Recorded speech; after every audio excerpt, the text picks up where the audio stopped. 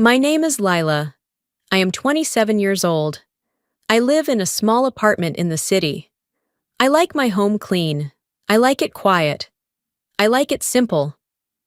After a long day at work, I just want to come home, sit down, and breathe. I clean a little every day, so nothing becomes too big. It makes me feel calm. It makes me feel safe. But my life was not always like this. When I was a child, my home was very different. I grew up in a big family. I had 2 brothers and 1 father. My mother passed away when I was young, so I had to help a lot. I had to grow up fast. I cooked. I cleaned. I washed dishes. I washed clothes. I did everything. My brothers. They did nothing. They sat. They played. They watched TV. They laughed. I worked. I remember holidays. I remember birthdays. I remember New Year. My brothers got gifts. They opened them. They smiled. They played. I stood in the kitchen. I washed plates. I cleaned the table. My hands were always wet.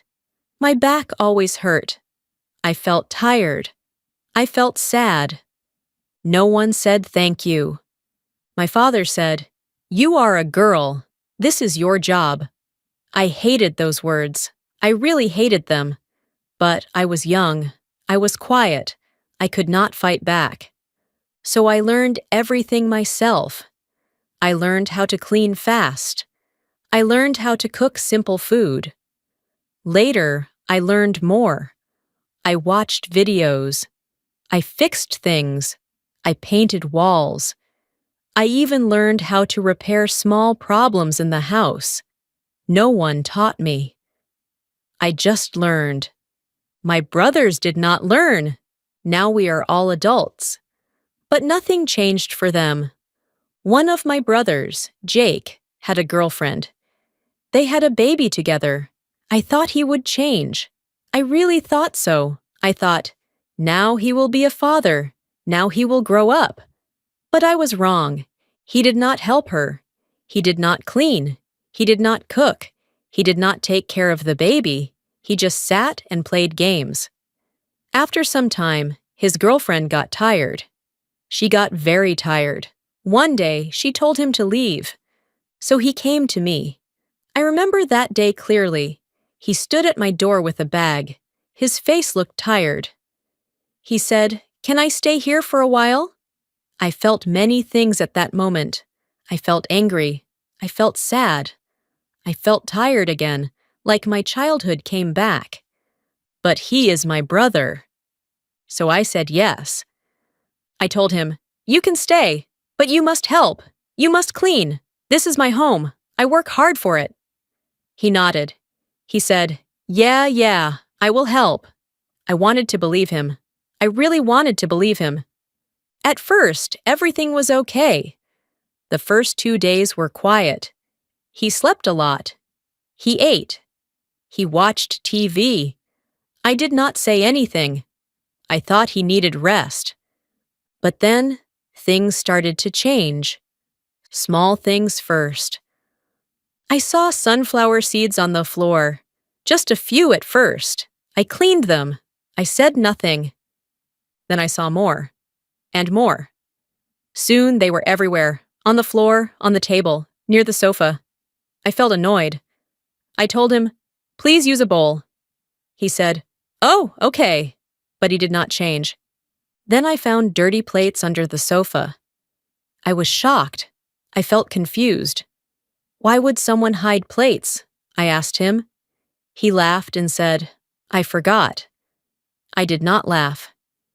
Then I found chewing gum stuck behind the coffee machine. I felt sick. I felt angry. The trash bin was just 2 steps away. 2 steps. But he chose the floor. I told him again, "Please clean your mess." He said, "I will." But he did not. Every day, it got worse. He smoked in the bathroom. I told him not to smoke inside. I told him many times. But he did not listen. I found cigarette marks on my floor, my clean floor. I felt my chest hurt when I saw that. He left clothes everywhere, on the chair, on the table, on the floor, even in the living room. It looked messy. It smelled bad. The kitchen was the worst. He would take food from the fridge and leave the door open. I would walk in and see the fridge open, cold air going out. I would close it, again and again. He would eat at the table and leave everything there. Plates, cups, food. He would just stand up and walk away. Like magic, he thought it would clean itself, but it did not. I cleaned it. Every day I cleaned it. One day, I found something terrible. I found small white worms near the sink. I froze. I could not move. I felt my stomach turn. I felt like I wanted to cry. It was from old food, from his mess. I cleaned it. I cleaned everything. I cleaned for hours. My hands were shaking. My heart was heavy. I felt tired, so tired. That night, I sat alone. I looked around my home. It was not my home anymore. It was dirty. It was messy. It smelled bad. I felt angry. I felt very angry. The next morning, I talked to him. I said, "This cannot continue. You must change. You must clean, or you must leave." My voice was shaking, but I was serious. He looked at me and said, "Okay, I will try." Try. That word again. I did not want try. I wanted change. But I gave him one more chance. I told myself, maybe he will change. Maybe this time is different. I wanted peace. I wanted my home back. But deep inside, I felt something else. I felt doubt. The next few days felt strange. Something changed, but not in a good way. Jake started to help. That is what he said. "I'm helping now," he told me with a small smile. But when I looked around, I did not feel happy. I felt confused. I felt tired again. At first, I saw him in the kitchen. He was putting dishes into the dishwasher. I stopped and watched. I wanted to feel proud. I really did. But then, I saw how he did it. He placed the bowls upside down, but in a bad way. Dirty water stayed inside them. He pushed plates in without cleaning the food first. There was still rice, sauce, and oil on them. I said, "You need to rinse them first." He looked at me and said, "It's fine. The machine will clean it." But it did not. Later, I opened the dishwasher. The smell hit me first. It smelled bad. The plates were still dirty. The bowls had water inside, dark and greasy. I closed my eyes. I felt angry. I felt very angry, but I stayed quiet. I told myself, he is learning, be patient, be calm. But it was hard, very hard. Then came the floor. One day, I saw him mopping. I felt a small hope in my chest. I thought, maybe this is good. But when I walked closer, I saw the water. It was dark, very dark. It smelled like old food. I asked him, "When did you change the water?" He said, "I didn't. It's still okay." Still okay. He was using the same dirty water again and again. The floor did not get clean. It got worse. It smelled worse. I felt sick. I said, "You need fresh water." He rolled his eyes and said, "You complain too much." That hurt. I was not complaining. I just wanted a clean home. Then there was the laundry. He put his clothes in the washing machine. I felt happy for 1 second. Just 1 second. But then, hours later, the machine was still full. The clothes were wet, cold, smelly. I asked him, "Why didn't you take them out?" He said, I forgot. Again. So I had to take them out. I had to hang them. I had to finish the job, like always. One evening, I opened the fridge. I stopped. I just stood there. Everything was sticky. There was syrup everywhere. On the top shelf, on the sides, on the bottles. It was dripping down slowly. I looked up and saw the bottle. It was upside down. The lid was not closed. I felt something break inside me. I took a deep breath. Then another. But it did not help. It took me 2 hours to clean that fridge. 2 hours. My hands were covered in sticky sugar. My back hurt. My head hurt. I felt tired. I felt so tired. When I finished, I went to him. I said, "You must be careful. This is not okay."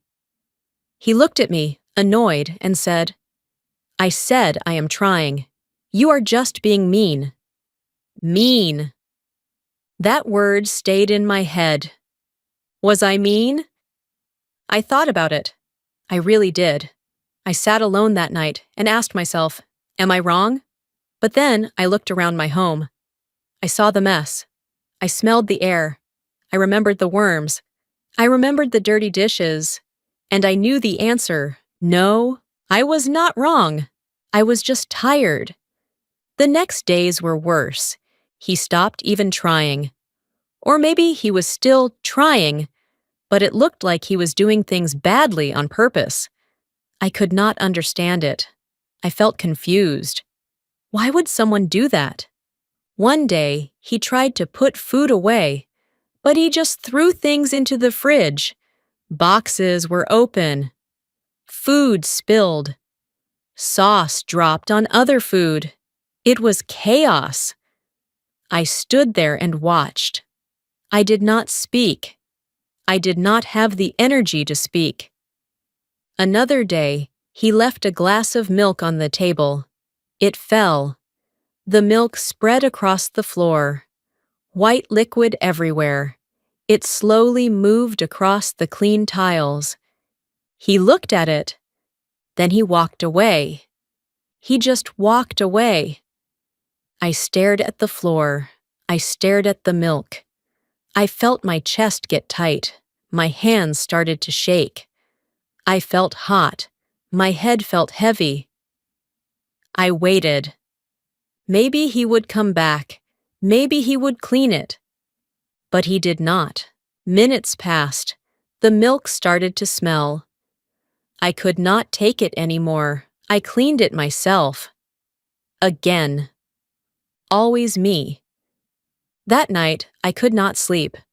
I kept thinking. I kept remembering my childhood, the kitchen, the dishes, my brother sitting and laughing, me cleaning alone. I felt like that little girl again, small, tired, invisible. The next morning, I woke up early. I walked into the living room, and I stopped. It was a disaster! Trash everywhere, food on the table, clothes on the floor, cups, plates, wrappers. It looked like no one cared. It looked like no one lived with respect. I felt my heart beat fast. I looked at Jake. He was sitting on the sofa, playing on his phone like nothing was wrong. Something inside me started to grow. Anger, deep anger. I walked slowly into the kitchen. I saw more mess, more dirt, more problems. I closed my eyes. I tried to stay calm. But I could feel it. I was reaching my limit. That morning, something changed inside me. I could feel it clearly. It was not just anger anymore. It was something deeper, something stronger. I felt like I could not carry this weight anymore. I felt tired. I felt done. I stood in the middle of the living room and looked around. Trash on the floor, dirty plates on the table, old food in the corner, a bad smell in the air. My home did not feel like my home anymore. It felt like a place I did not know. Jake was still on the sofa, calm, relaxed, like everything was normal. I looked at him and said, "We need to talk." He did not look at me at first. He kept looking at his phone. Then slowly, he sighed and said, "What now?" That hurt again. What now? Like I was the problem. I took a deep breath. I tried to stay calm. I said, "This is not working. You are not helping. You're making everything worse. I cannot live like this." He sat up and looked at me. His face changed. He looked annoyed. He said, "I told you. I am trying." That word again, trying. I shook my head. "No," I said softly. "This is not trying." He stood up. "You always complain," he said. "Nothing I do is good enough for you." My heart started beating faster. I felt my hands shake again. I said, "Because you don't do it properly. You don't care. This is my home." He laughed. A small, cold laugh. "You act like a boss, like everything must be perfect." Perfect? I looked around at the mess. I felt something break again inside me.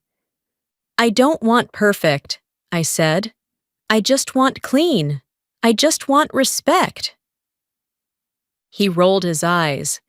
"You are too much." Too much. That was the moment. I felt it. I knew it. I could not do this anymore. I turned away from him. I walked to my room. I sat on my bed. I looked at my hands. They were shaking. My chest felt tight. My eyes felt hot. I stayed there for a long time. Then I stood up. If he would not change, then I would. That day, I made a plan. I started with the kitchen. I took all my dishes, my plates, my cups, my bowls, everything. I cleaned them carefully. I dried them. Then I put them in the cabinet. The cabinet had a lock. I never used it before. But now I closed the door and locked it. Click. The sound was small, but it felt big. Then I went out and bought a few cheap plates and cups. Simple ones, not nice, not special. I gave them to Jake. "These are yours," I said. "Only yours. You use these. You clean these." He looked confused. "What?" "I'm serious," I said. "You cannot use my things anymore." He laughed again. "You are crazy." Maybe I was, but I did not care anymore. Then I made new rules. I told him, "If you leave clothes on the floor, you have 1 day. After that, I will throw them away." He looked shocked. "You wouldn't do that." I looked straight at him. "Try me?" He went quiet. I continued, "If you leave dishes in the sink and they get dirty and smell, I will throw them away too." He shook his head. "This is too much." But I kept going. "I will lock my bathroom. You use the other one downstairs. I will not clean it. That is your space." He stared at me. He looked angry now, really angry. "And one more thing," I said. "If you leave your clothes in the washing machine for too long, I will take them out and put them on your bed. Wet." "I don't care." He stepped closer to me. "You are treating me like a child." I felt a small fire in my chest. "No," I said quietly. "I am treating you like an adult." He did not answer. The first day with the new rules was quiet. Very quiet. He did not talk to me. I did not talk to him. But the mess was still there. He left a bag of trash near the door. I waited one day. He did not move it. So I took it and put it on his bed. The next day he came out angry. "Why is this on my bed?" he shouted. I looked at him calmly. "Because you left it there." He was not happy, but he said nothing more. Then it happened again. He ordered food. He ate half. Then he left the rest on the table and went to his room. I saw it. I said nothing. I left it there. Hours passed. The food started to smell. Flies came. The room felt heavy with that smell. The next morning he came out. He saw the food. He looked at me. "Why didn't you clean this?" he asked. I looked at him and said, "It is not mine." He got angry. "You are doing this on purpose." I nodded slowly. "Yes." He stared at me. His face was red. His hands were tight. "You are trying to make me suffer," he said. I felt something cold in my chest. "No," I said. "I'm letting you live with your choices." He hated that answer. Days passed like this. Tension grew in the house.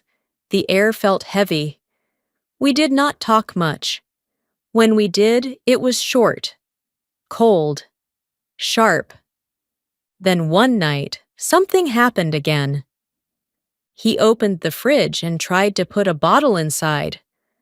I watched from the side. I saw him place it carelessly. The lid was not tight. I felt my body freeze. I walked to him and said, "Close it properly." He looked at me and said, "It's fine." "It's not fine," I said. He ignored me. Later that night, I opened the fridge, and I saw it, juice everywhere. Again. It was dripping down. It was on my food, my vegetables, my drinks. Everything was sticky. Everything was ruined. I stood there, silent. Very silent. Then I slowly took everything out. I cleaned it. I wiped every surface. I threw away the ruined food. My hands moved fast.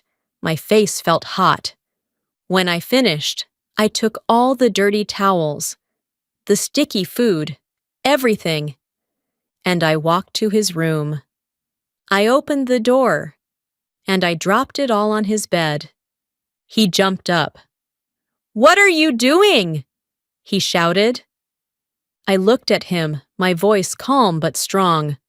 "I am done." He stared at me like he did not know me anymore. Maybe he was right, because I did not feel like the same person anymore. I felt different. I felt strong. And I knew one thing. This was not over yet. After that night, nothing felt normal anymore. The air in the apartment was heavy, very heavy. It felt like a storm was coming, but it never ended. Every day felt tense. Every small sound felt loud. Jake and I stopped talking. Not small talk, not simple talk, nothing. We lived in the same home, but it felt like we were strangers. Cold strangers. I stayed in my room more. I closed my door. I tried to keep my space clean, quiet, and safe. That was the only place I could breathe, the only place I could feel calm.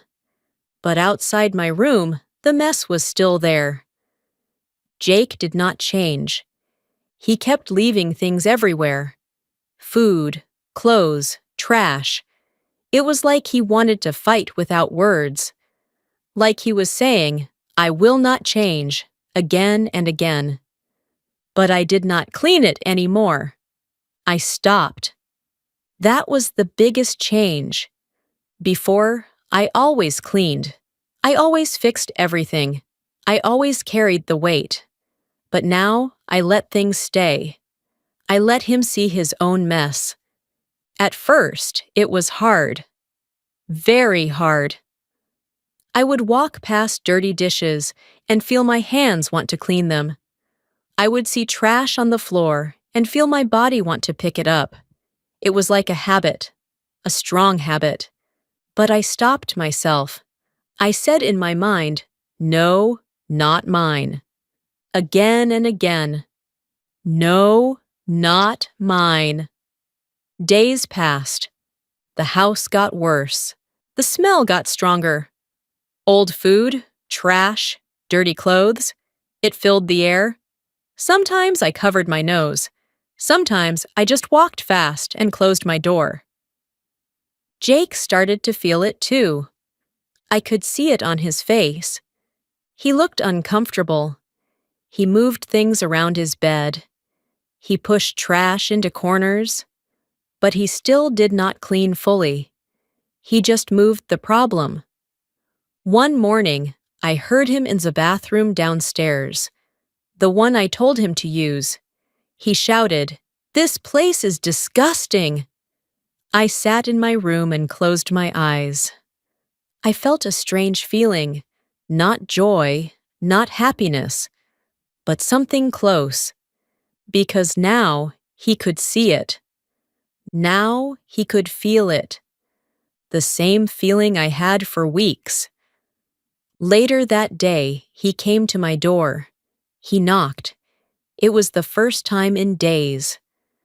I opened the door slowly. He looked tired. His eyes were red. His hair was messy. He did not look strong anymore. He looked small. He said, "We need to talk." I stayed quiet for a moment. Then I nodded. "Okay." We sat in the living room. The same messy living room. But this time, he looked around. He really looked. He did not ignore it. He said softly, "This place is bad." I looked at him and said, "Yes." He looked down at his hands. I didn't think it was this bad. I felt something move in my chest. A small feeling, maybe hope. But I stayed careful. I said, "It is." He was quiet for a long time. Then he said, "I didn't know how much you did." I did not answer, because I wanted him to understand more, not just say words. He continued, "At my girlfriend's place. She did everything too. I didn't see it. I didn't think about it." His voice was low, soft. "I thought it was normal," he said. Normal. That word again. I looked at him and said, "It was not normal. It was just easy for you." He closed his eyes. He nodded slowly. "I see that now," he said. Silence filled the room. Then he said something I did not expect. "I'm sorry." I felt my heart stop for a second. Sorry. He never said that before. Not when we were kids. Not when he made messes. Not when he hurt me with his words. Never. I looked at him. I tried to see if he was serious. He looked serious. He said again, "I'm sorry. I was lazy. I didn't care. I made your life hard." My eyes felt warm, but I did not cry. Not yet. I said, "Sorry is not enough." He nodded. "I know." Another silence. Then he said, "I will clean. I will learn. I don't want to live like this." I watched him carefully. I wanted to believe him. But I remembered everything, the past, the mess, the broken trust. So I said, "You need to show it, not say it." He nodded again. "Okay."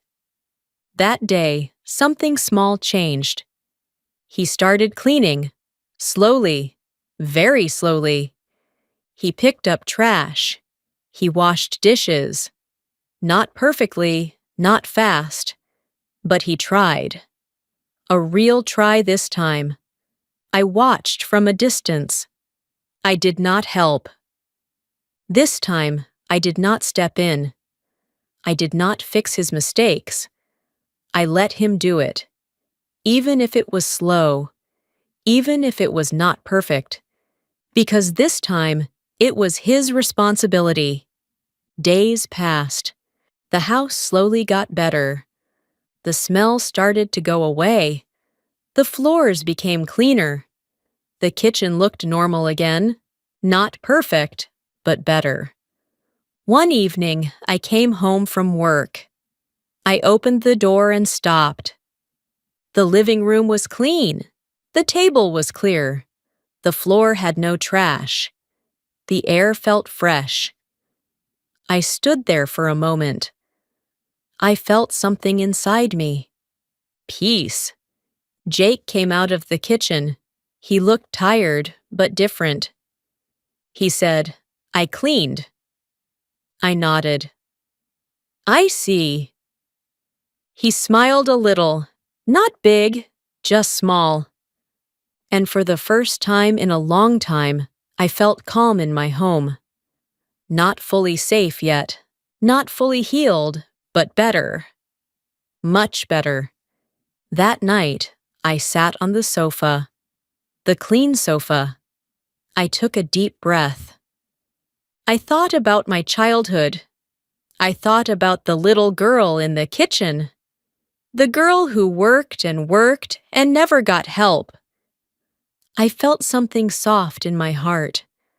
That girl was still inside me, but now she was stronger.